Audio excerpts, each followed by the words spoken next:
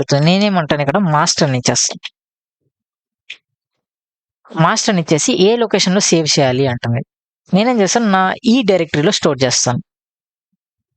ఈ డైరెక్టరీలో Kate lab అయితే ఉంది. అక్కడ నేనేం చేస్తాను, మేక్ న్యూ డైరెక్టరీ మాస్టర్,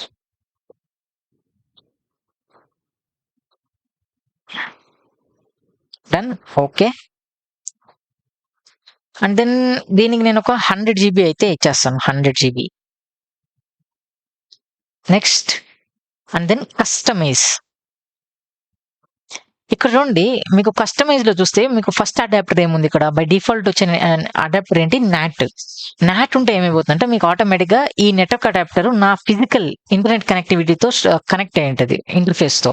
అందువల్ల నాకు ఇంటర్నెట్ అయితే వస్తుంది. కానీ నాకు ఫస్ట్ అడాప్టర్ వచ్చేసి ఏం కావాలి, ఇక్కడ నా ఫస్ట్ అడాప్టర్ ఏముంది, ప్రైవేట్ నెట్వర్క్ కావాలి. సో నేనేం చేస్తాను, ఇక్కడ కస్టమ్ నెట్వర్క్లోకి వస్తాను. కస్టమ్ నెట్వర్క్లోకి వచ్చి ఇక్కడ నేను సెలెక్ట్ చేసి ఇక్కడ VM3 ఏదైతే నేను 10.1.1.0 రేంజ్ ఇచ్చానో అది ఈ నెట్వర్క్ అనమాట. ఓకేనా, ఈ వర్చువల్ నెట్వర్క్, ఈ నెట్వర్క్ నేను సెలెక్ట్ చేస్తాను. సెలెక్ట్ చేసి యాడ్ న్యూ.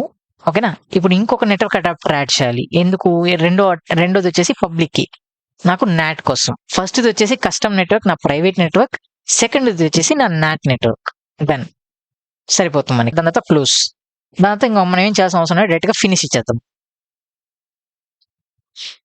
సో ఇప్పుడు నాకు నా సర్వర్ అయితే ప్రొవిజనింగ్ అయితే అవుతుంది. ఇప్పుడు నేను ఆపరేటింగ్ సిస్టమ్ అయితే ఇన్స్టాల్ అయితే చేయాల్సి ఉంటుంది. Try or install Ubuntu server ఉంది. Try and install Ubuntu server మీద క్లిక్ చేసి ఎంటర్ చేసేయండి.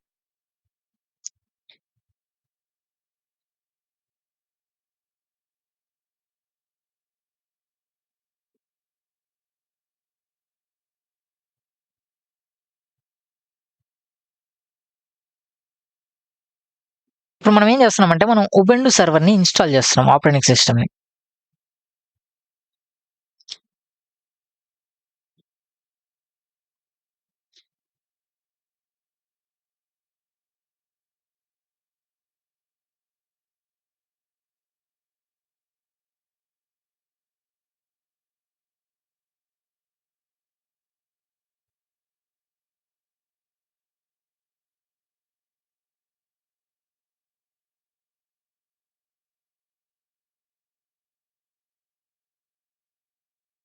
ఓకే, ఇక్కడ మనకి ఇంగ్లీష్ అని చూపిస్తుంది. మనం డైరెక్ట్గా ఇంగ్లీష్ మీద సెలెక్ట్ చేసి ఎంటర్ ఇచ్చేద్దాం. So English US done, enter ఇచ్చేసేయండి.